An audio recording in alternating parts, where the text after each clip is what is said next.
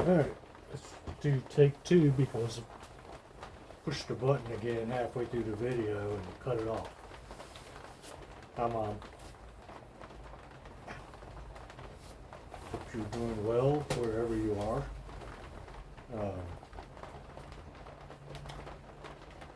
Anyway, I've been working on this project, the fluted column capital and base, the bases. And I had made a video about me being ignorant because I made a mistake on my octagons. And it got quite a few views, quite a few comments, and I had a YouTube viewer who was a pattern maker comment on the fact that I was doing everything the hard way. And I commented back, I would love to know the easy way. So he went out of his way and made a video to show me how. And I encourage anyone who wants to understand how to do things without a computer, do it with common sense, do it with and without complicated math, to check out his channel. And his channel is Roscoe Pattern Works. I got that wrong the first time I made this video. But I started checking this guy out, and he's got such a wealth of knowledge. I spend all this money on all these books. And, not that that's wrong. I read and read and go. Then we got YouTube and I research, and this guy spent 15 minutes showing me 3 ways to make a freaking octagon. It was simple. You didn't really need anything but a circumference and a straight edge. So, kudos to him. Again, I hope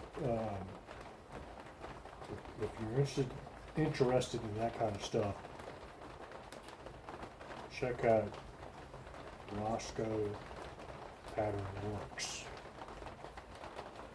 because he's probably forgotten more stuff than we'll ever know, because we rely on computers. Push a couple buttons, get the answer, and we don't know why it happened. But I wanted to show him. Hope he'll appreciate that I have a Emmert's Pattern Maker's vise.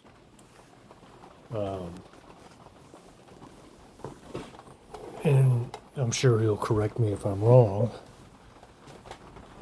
My understanding is back in the industrial age, or early 1800s maybe, I'm not even sure, that pattern makers had to make the pattern of the product out of wood first. Now, I could be completely wrong, but that's what I've read or been told. And this particular vise is unique because it was designed specifically for the pattern maker. And one of the many interesting features is it has what I call these bench dogs, which come up and go down, and you can clamp a plank or a block of wood. You can adjust these to where you're working on the surface, and if you skim off, you're not hitting the steel and messing your tool up. You could put an entire, who knows what you could put in here.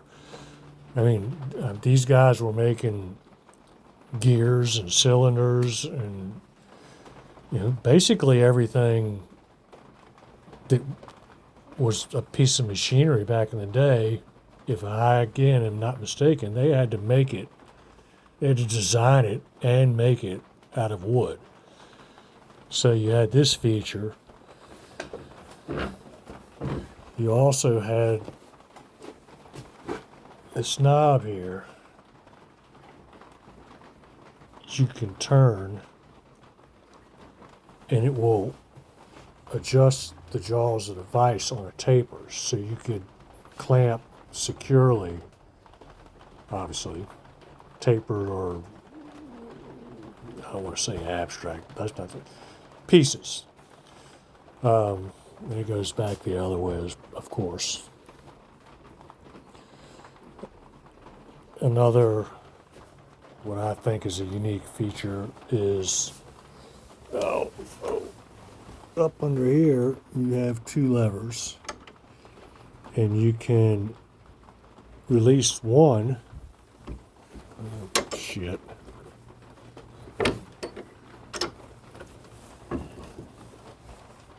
And you can rotate your product, and it'll lock in place. And you can rotate it again, and you get a higher surface area. Again, you can adjust the vices, the taper of the vise to clamp, give you a higher working surface. And you can rotate this thing 360 degrees. Ow! And when you rotate it 360 degrees, instead of having the bench dogs, you have a metalworking vise.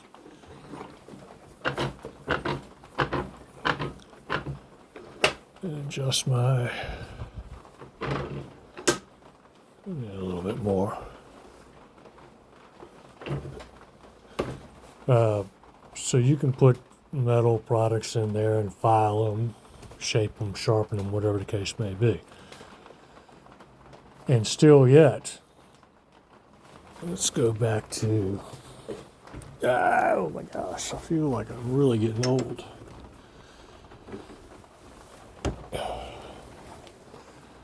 You can release that second lever, and the whole vise will rotate like 90 degrees. You can lock it there, anywhere that's comfortable for you to work on. So I'll hold it all the way up, lock that in place. Let's say I had to, for whatever reason, change positions on my pattern. I could clamp it in here and work on it this direction, where if it was folded down, I would have to get basically down on my hands and knees and work up on the product. So I love this thing.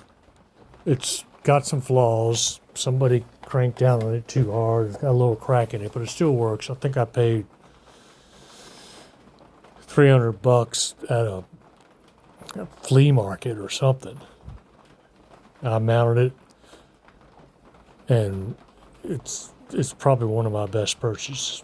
I use it all the time, just about for everything. Anyway, so pattern maker's vise. Check out Roscoe. All right, back to my original scenario.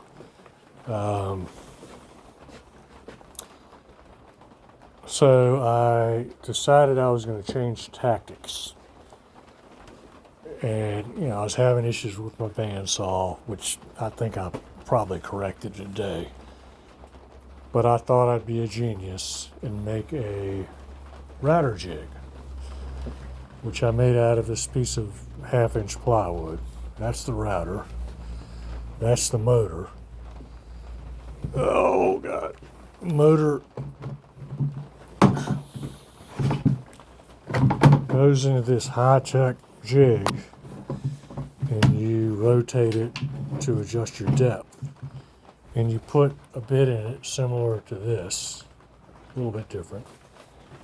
And whatever my radius was, I measured off the front edge of the carbide fleet, or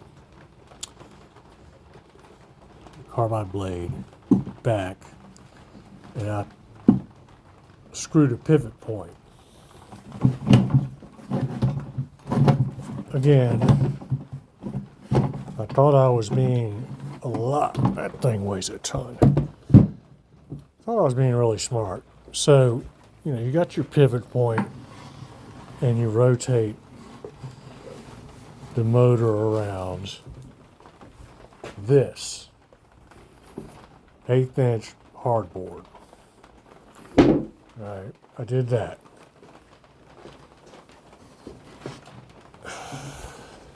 Then I mounted the 1/8-inch hardboard on my octagon that I built when I finally figured out how to do it. And I took my hardboard, as I just said, and I came really, really close. I mean, I had to line this thing up almost perfect. And I screwed it down to the octagon. And I traced a pattern a little bit wide. Shit, where's my...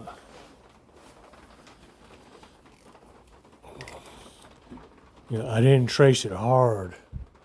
I traced it like an 1/8 inch wide. Took it on the bandsaw and I cut all of this excess waste off. Reason being is my next step, I didn't want my router bit working so hard to go through all this wood, because I have to keep stepping it down, because you can't eat all that at one time. So I ate all this off with the bandsaw. Then I put this bit in a different router. And the thing about this bit, if you see, it has that bearing on it, which is the exact same dimensions as the cutters on the router bit. So after I cut the excess off, I remounted the hardboard. And I took, there's my top. Don't worry, there's some stupidity coming forward which you can laugh at.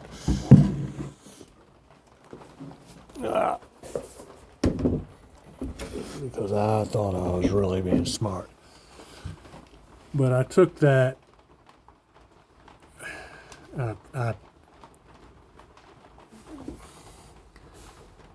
this is a plunge router. So the depth of,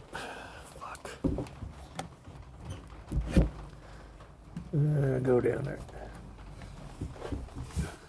So, that's too much. The long and short is, I adjusted the depth of the bit to where it would rotate specifically on the radius of the hardboard. And I went around and around, and I was like, oh, this is going to be great. I think I did it in two. I didn't want to take it all in one pass. I did it in 2 passes. And then I bottomed out. Let me show you what I mean. I got all the depth I could get, and I wasn't all the way through. It's like, ah, damn it. So it didn't work exactly like I thought. So I had to unscrew the pattern, flip the piece over, like so. Try and orient it in the same place and run around it again.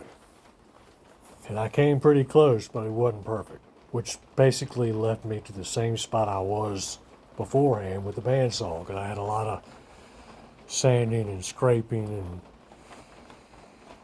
I mean, I think I'm onto something. I just haven't quite figured it out.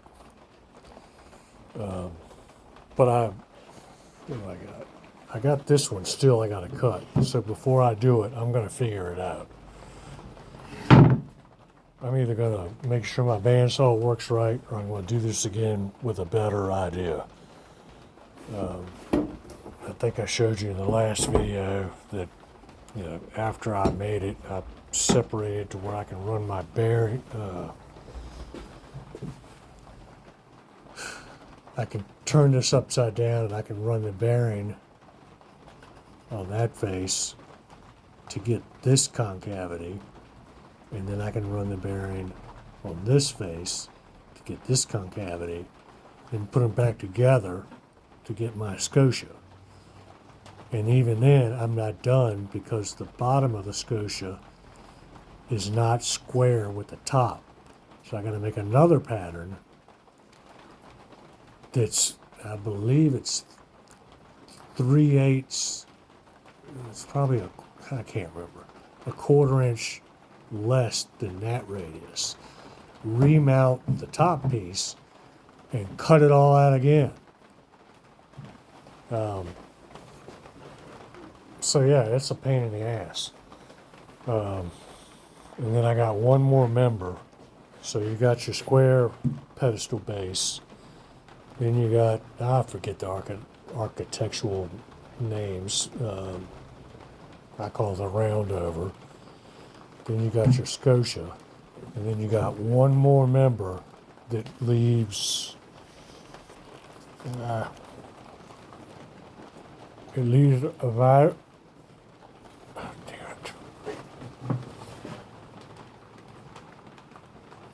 about a 3/8 reveal, and then rounds over again, similar to this one, and matches the fluted column, the 2-story fluted column that goes up. So it's a challenge. I'm not scared of it. Making progress ever so slow. But stuck in my shop. I want to be outside because my dust collector broke. Tomorrow will be better. And I'm going to get this done. All right. Check out Roscoe. Roscoe Pattern Works. And he's, like I said, he's got a wealth of knowledge. I'm going to get my wife to figure out how to subscribe. Oh, I'm doing something wrong, as you well know, because I don't know how to do this YouTube technology stuff. All right. Hope you're well. See you.